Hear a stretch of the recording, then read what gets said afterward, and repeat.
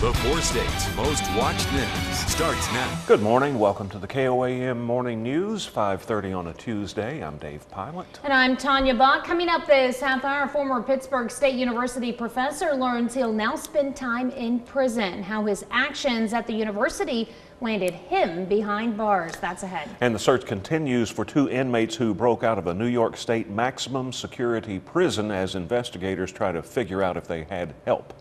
That's a look at this morning's top stories and weather in our first 7 minutes. Coming up on the KOAM Morning News, the Women's World Cup underway in Canada. Team USA in action against Australia. Highlights from the big game up next in sports. Plus new information about this past weekend's daring prison escape in New York and the manhunt for two convicted killers.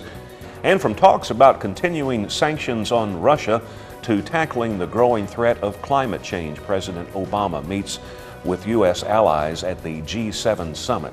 You're watching the KOAM Morning News. More real news in the morning. We'll be right back. Still to come, an ongoing search. The manhunt for two convicted killers who made a daring prison break is entering its fourth day.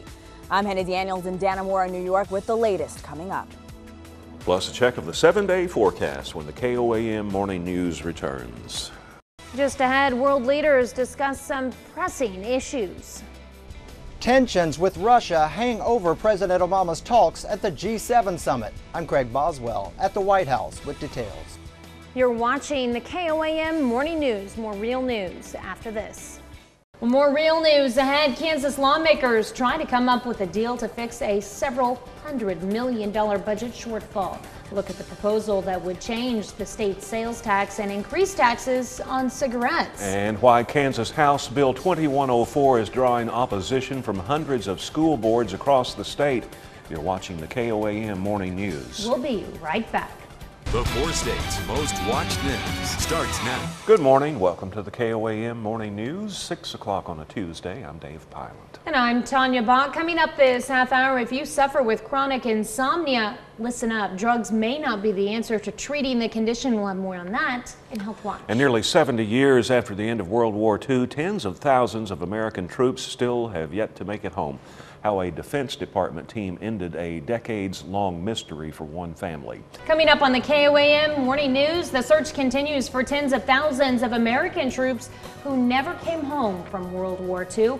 Ahead, one family's ending to a decades-long mystery.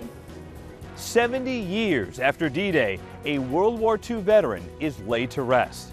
I'm Mark Albert at Arlington National Cemetery with how his remains were finally found.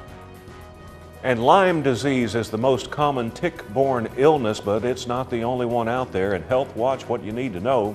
You're watching the KOAM Morning News. More real news in the morning. We'll be right back. More real news ahead, including a debate over words. Some debate among Joplin school board members regarding policy language delays filling one of the vacancies on the board. I'm Kaylee Doherty. More details coming up.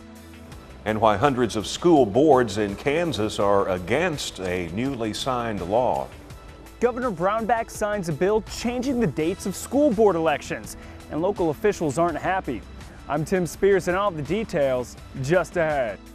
The four states most watched news starts now. Good morning. Welcome to the KOAM Morning News. It is 6:30 on a Tuesday. I'm Dave Pilot.